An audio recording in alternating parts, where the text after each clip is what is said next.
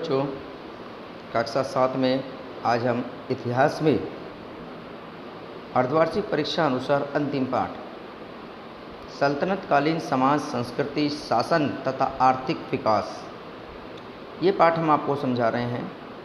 तो ध्यान से समझेंगे, सुनेंगे। बात 13वीं शताब्दी की है।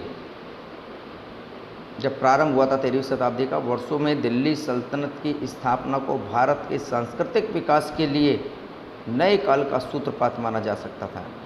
भारत आने वाले तुर्क विजेता अनपढ़ और बर्बर लोग नहीं थे।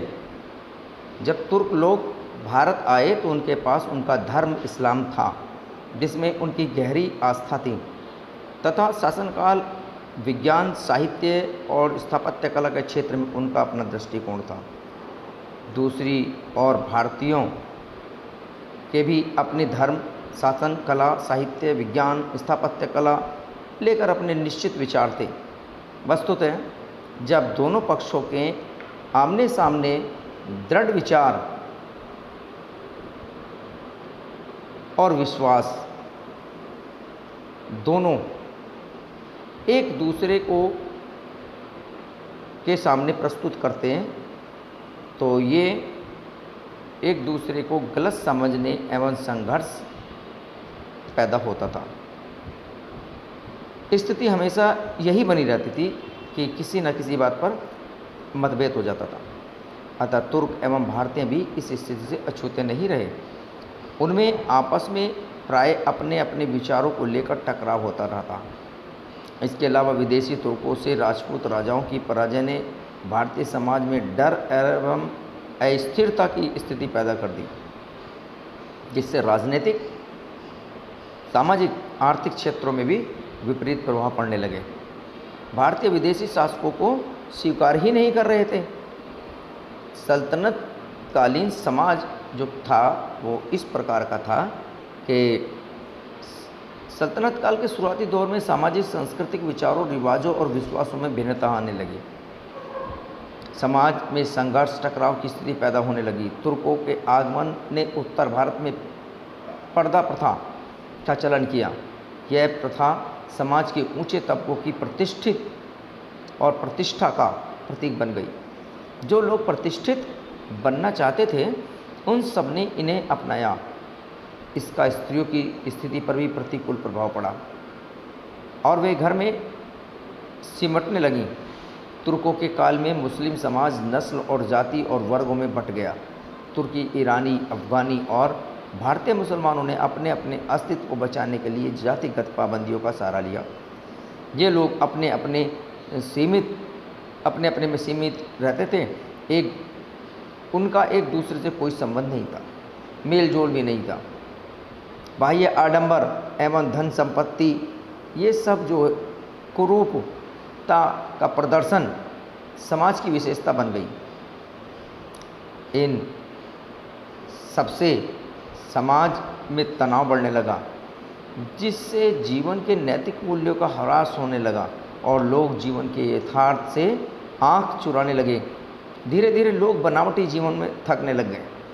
ऐसे वातावरण की आवश्यकता ही नहीं थी जिससे सामाजिक जीवन के नैतिक मूल्यों को बचाया जा सके। इसी समय सूफी संतों का आगमन भारत में हुआ और भक्तों का पर्दाफाश हुआ। उन्होंने लोगों में आपसी समझ पैदा करने की कोशिश की। सादा जीवन और उच्च विचार पर उन्होंने बल दिया। इस प्रकार से भक्तों के बीच में एक भक्ति आंदोलन प्रारंभ हो गया। सूफियों में, सामाजिक कट्टरपंथियों में और जो भारतीय लोग थे उन लोगों में भी। तो तुर्क, अफगान जो अपने साथ धार्मिक विचार और संस्कृति विचार लाए थे, उनका भारतीय समाज एवं उनकी विचारधारा पर बहुत प्रभाव पड़ा। जाति प्रथा कठोर हो गई थी। ऊंच नीच, भेदभाव, भारी आडंबरों के कारण भारतीय समाज में भी कुछ दोष आ गए थे। अतः सामाजिक कुरीतियों को दूर करने का प्रयास किया गया। समाज को सुसंगठित करने के लिए प्रयास किया गया। समाज सुधारकों ने जनता में परस्पर प्रेम और सद्भावना को बढ़ाने का प्रयास किया। इन अधिक प्रयासों के बाद इन्होंने धार्मिक कर्मकांडों की अपेक्षा भक्ति भाव से ईश्वर की उपासना करने को सबसे श्रेष्ठ बताया। तो जो इस प्रकार से जो सबसे श्रेष्ठ धार्मिक विचार उत्पन्न हुए, उन उत्पन्न विचारों को इन्होंने इस प्रकार से बताया। और जो सामाजिक सुधार करने वाले समाज सुधारक थे, उनमें धार्मिक सहिष्णुता पर बल दिया। संतों एवं समाज सुधारकों द्वारा चलाया गया इस प्रकार का आंदोलन भक्ति आंदोलन के नाम से प्रसिद्ध हुआ। इन भक्तों में, संतों में कबीरदास जी, चैतन्य महाप्रभु, गुरु नानक, दादू, रैदास, तुकाराम, रामानंद, वल्लभाचार्य आदि प्रसिद्ध विद्वान और समाज सुधारक रहे। लोगों की अवधारणा भाषा में लिखे गए और गाए गए गीत और दोहे ईश्वर के प्रति भक्ति भाव उत्पन्न करते थे। इनमें बहुत से ऐसे विचार भी थे जिनको तब से लेकर आज तक लोग मानते आ रहे हैं। इन्हीं भक्तों और संतों की तरह कई मुसलमान संत भी हुए जो लोग सूफ़ी कहलाए थे। दिल्ली के हज़रत निज़ामुद्दीन औलिया, पंजाब के बाबा फरीद, अजमेर के ख्वाजा मोइनुद्दीन चिश्ती बहुत जाने माने और प्रसिद्ध संत हुए हैं, जिन्होंने इन भक्त संतों और सूफ़ी संतों के विचार आपस में बहुत मिलते जुलते थे।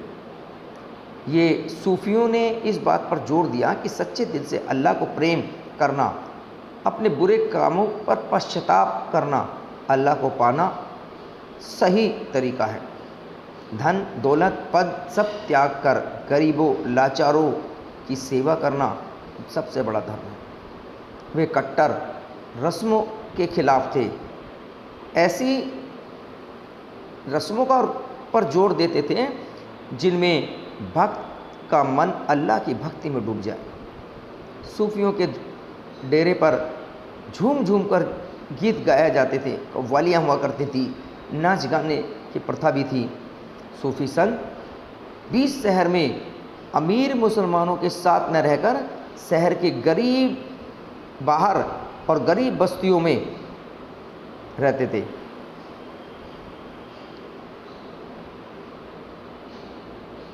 उनके घरों में अमीर, गरीब, हिंदू, मुसलमान सभी आते थे और भोजन करते थे। ये संत सुल्तानों से अपने आप को दूर रखते थे। उनका मानना था कि सुल्तान कुरान में बताए गए रास्ते पर न चलकर पाप और अत्याचार के रास्ते को अपनाते हैं।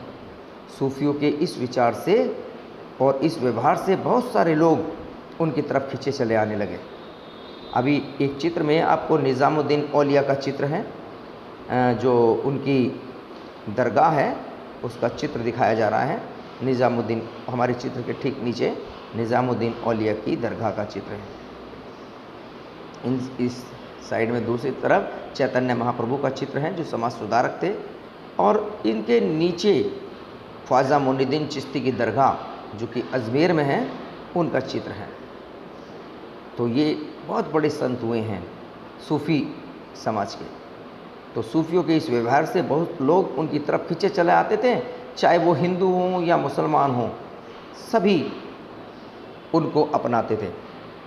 तो इस प्रकार की विचारधारा को भारतीय समाज में उन लोगों ने अपनाना प्रारंभ कर दिया। अब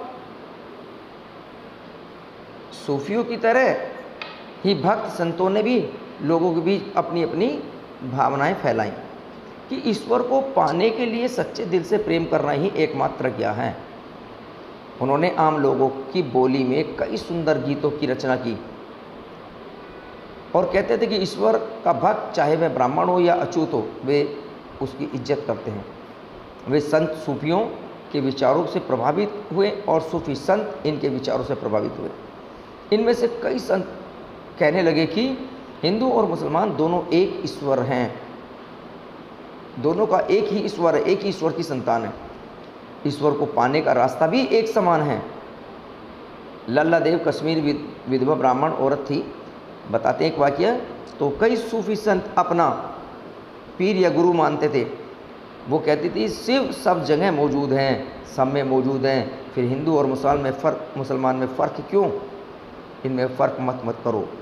अगर तुम समझदार हो तो अपने आप को समझो, यही ईश्वर का सही और सच्चा मार्ग है। नई संस्कृति को जन्म मिलता है इस प्रकार से।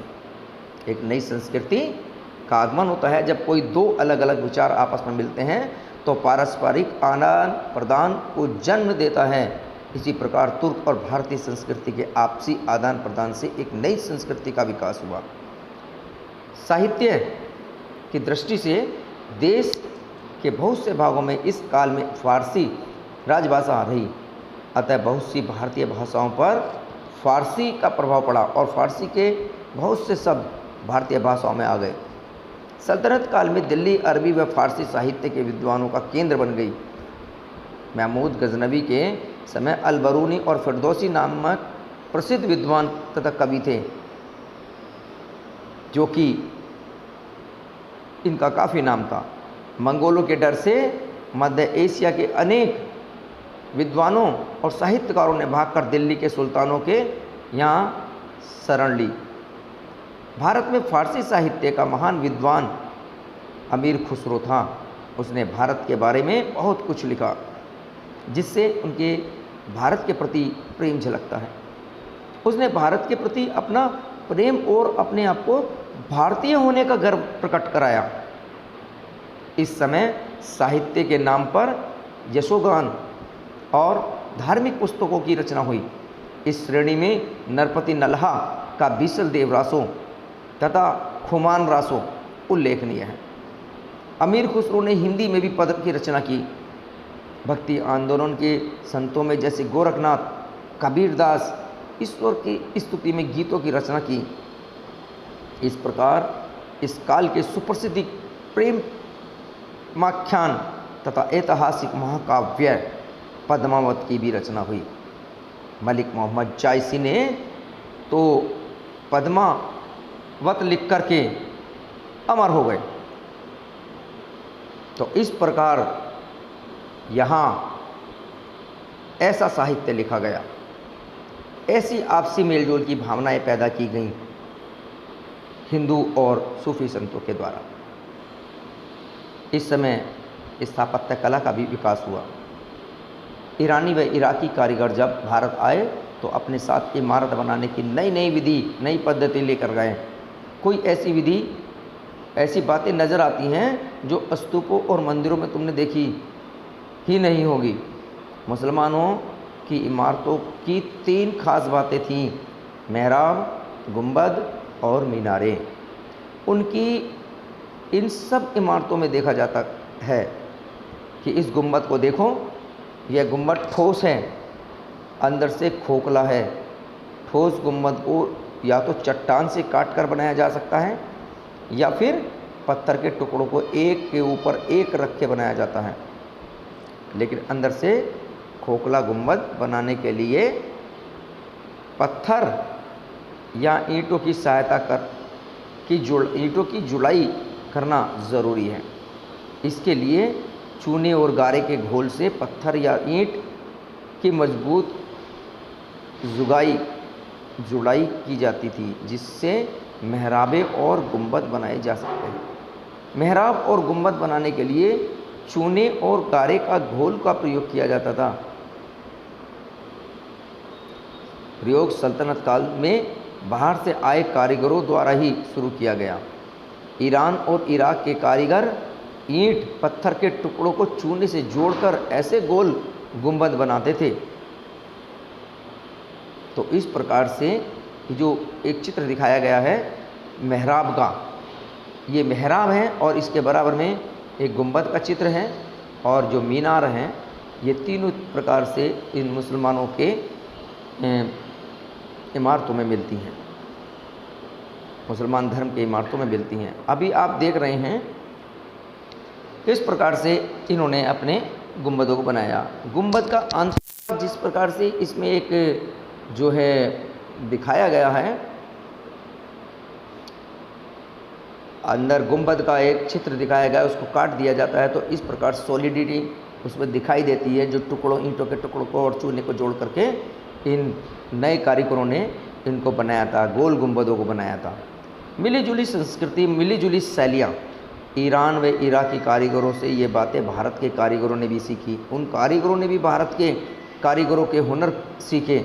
मंदिरों में मेहराब व गुंबद बनने लगे और कई मस्जिदों में पत्थर पर रखकर तरासे हुए खंभे बनने लगे। तुम्हारे आसपास जो मंदिर हैं, मस्जिद हों, उनमें भी इन चीज़ों को पहचानो और देखो। चित्रकला और संगीत में भी इसी प्रकार उन्नति हुई।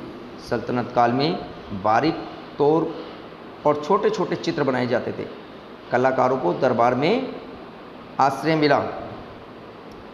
वे अपने आश्रयदाता सुल्तानों का चित्र बनाया करते थे। कभी कभी तो वे पुस्तकों में वर्णित घटनाओं के चित्र बनाते थे।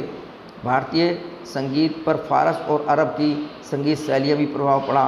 सितार, सारंगी, तबला जैसी वाद्य यंत्र अनेक लोकप्रिय हुए और इनकी लोकप्रियता बढ़ गई। कई सूफी संतों ने संगीत में विशेष रुचि दिखाई। उनका विश्वास था कि भक्ति और संगीत भी ईश्वर के निकट पहुंचाने का एक सबसे आसान रास्ता है। इससे संगीत के नए नए रूपों को लोकप्रिय बनाने में बड़ी सहायता मिली। अस्त्र और शस्त्र का भी विकास इस समय हुआ। मध्यकालीन समय में सर्वोत्तम तलवारें बनारस और सौराष्ट्र में बनती थी। महाराष्ट्र और सौराष्ट्र में बनती थी। तो इस प्रकार से जो तलवारें और छुरी बनाई जाती थी वो विश्व प्रसिद्ध होने लगीं। इसके बाद तो लाहौर, सियालकोट, मुल्तान, गुजरात, गोलकुंडा के प्रांत भी इनके लिए मशहूर हो गए।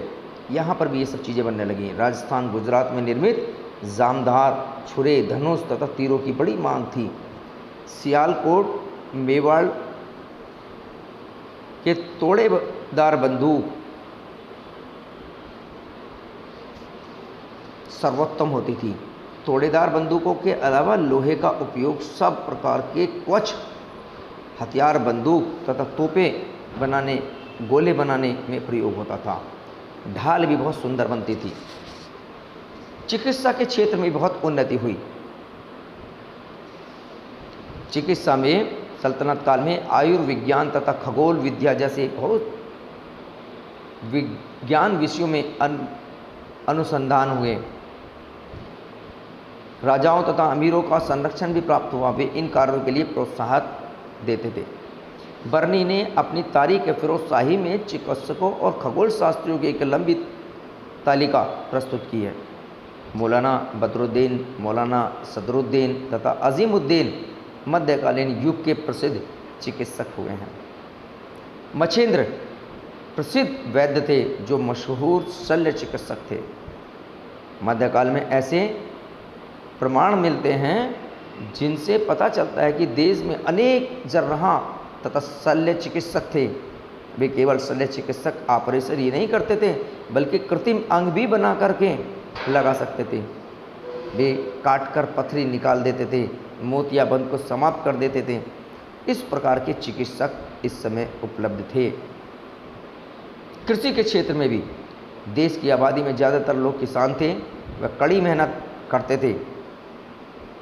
देश के विभिन्न भागों में आए दिन अकाल पड़ने और युद्ध होने से किसानों की कठिनाइयों का सामना करना पड़ता था। उस समय किसानों का जीवन स्तर बहुत ऊंचा नहीं था। गांव के अधिकारी कभी कभी तो अपने पद का दुरुपयोग भी करते थे। साधारणतः किसानों को अपने हिस्से की भी मालगुजारी या अर्थात मालगुजारी कहते हैं राजस्व यानी टैक्स अदा करने के लिए मजबूर किया करते थे। व्यापार और उद्योग भी इस क्षेत्र में ठीक चल रहे थे। मुस्लिम विजय ने देश और उद्योग तथा वाणिज्य व्यापार में थोड़ी बहुत बाधा नहीं डाली। गांव शहरों में कारीगरों एवं शिल्पियों ने अपने पुराने पेशे को बरकरार रखा।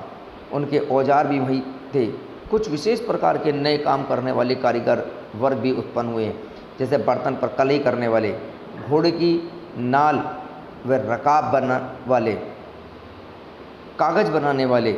इसके अतिरिक्त कई शाही कारखाने भी थे जो फारस देश के तकनीक के अनुसार दिल्ली के सुल्तानों के द्वारा स्थापित किए गए थे। इन कारखानों में शाही दरबारी लोगों की ज़रूरतों की चीज़ें बनाई जाती थी। दिल्ली में सल्तनत के सुदृढ़ होने से संचार की व्यवस्था बेहतर सुविधाएं हो गई थी।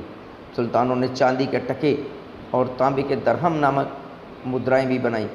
इसी के साथ साथ व्यापार का विकास हुआ और तथा जिससे शहर और शहरी जीवन का विकास होता गया। बंगाल, गुजरात के शहर उत्तम कपड़ों और सोने तथा चांदी, सोने चांदी के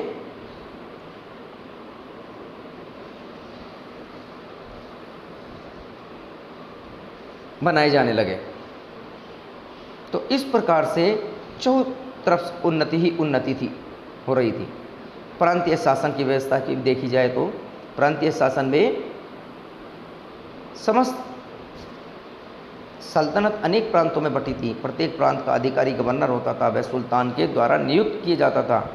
यह सुल्तान के प्रति उत्तरदायी होता था।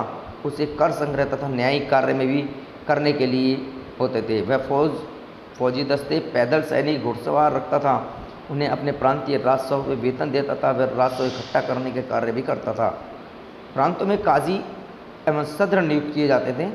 वे न्यायिक एवं धार्मिक अनुदानों में अधिक कार्य करते थे। प्रांतों के नीचे संभागीय क्षेत्र होते थे, जिनमें एक सैन्य अधिकारी जिसको सिकेदार और एक न्यायाधीश जिसे मुंसिफ कहा जाता था। आमिल यानी भू राजस्व अधिकारी होता था, जो लगान प्राप्त करता था। फौजदारी संभाग के व्यक्ति को कोषाध्यक्ष का कार्य भी करना होता था। स्थानीय शासन, प्रत्येक प्रांत जिलों को सिकों में विभाजित किया गया था। जिले के को परगनों में बांटा गया था और एक शहर या 100 गांवों के एक समूह का शासक अमीर-ए-सदा होता था। उसकी सहायता के लिए छोटे छोटे अधिकारियों, कर्मचारियों को रखा जाता था। गांव के सबसे महत्वपूर्ण लोग रबूत यानी भूस्वामी और मुकद्दम होते थे। मुकद्दम गांव का वंशानुगत मुखिया होता था। वंश के आधार पर उसके परिवार का प्रत्येक बड़ा सदस्य मुखिया बनता रहता था। पटवारी स्थानीय कागजात रखता था। ग्राम में ग्राम पंचायतें होती थी। इस समय शासन सीधा हस्तक्षेप नहीं किया जाता था शासन में, जिससे राजनीतिक उथल पुथल का प्रभाव नहीं पड़ता था। इस प्रकार शासन की सबसे छोटी इकाई गांव होती थी। गांव सबसे छोटी इकाई होती थी इस समय। तो इस प्रकार से इस पाठ में बहुत सारी बातें बतलाई गई हैं। सबसे छोटी इकाई गांव होती थी। दिल्ली के सुल्तानों ने दिल्ली सल्तनत के निर्माण में महत्वपूर्ण योगदान दिया, परंतु इनके अधिक उत्तराधिकारियों के अयोग्य होने के कारण सल्तनत की शक्ति कम होती गई। सल्तनत के विभिन्न भागों में बहुत से सूबेदार थे। नए राज्य बनाए।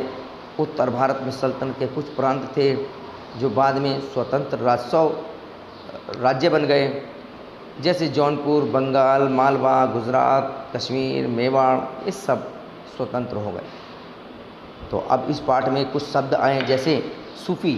सूफी कौन होते थे? सूफी होते थे ईश्वर की भक्ति की उपासना करने वाले व्यक्ति, प्रेम और भावना का अधिक बल देने वाले मुसलमान संत। पीर यानी सूफी संप्रदाय के धर्म उपदेशक। उर्स जो वर्ष में एक बार आयोजित एक कार्यक्रम होता है।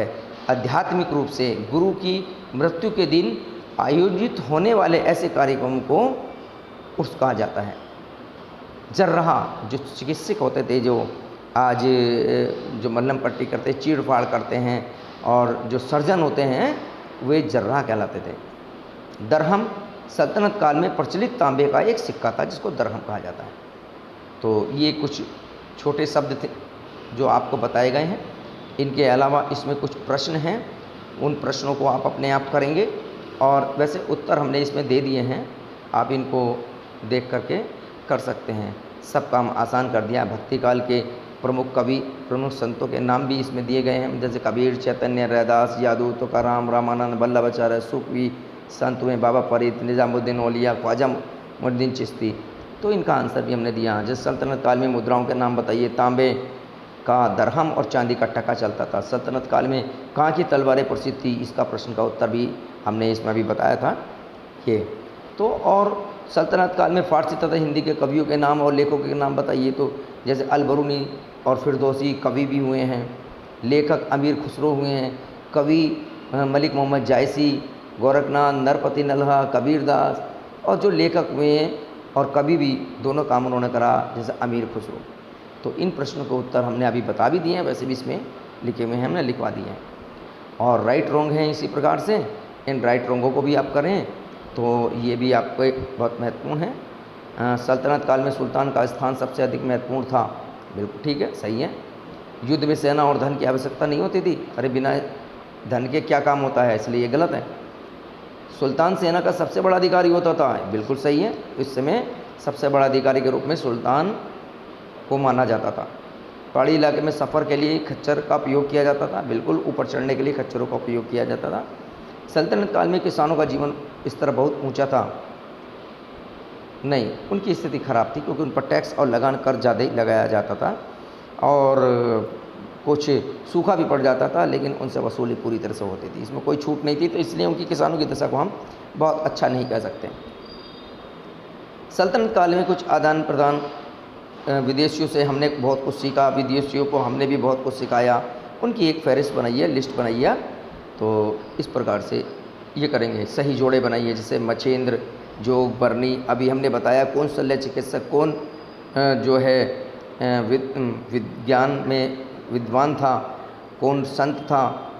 तो इनका आप एक जो सही जोड़े मिलान करेंगे, कुछ काम अपने आप भी करने चाहिए, सारे काम हम नहीं कराएंगे, तो जिससे कि आप इसको पाठ को पढ़ें, ध्यान से सुनें। तो इस प्रकार से ये जो आज का पाठ था बहुत महत्वपूर्ण पाठ था, इस पाठ को हमने आज कराया।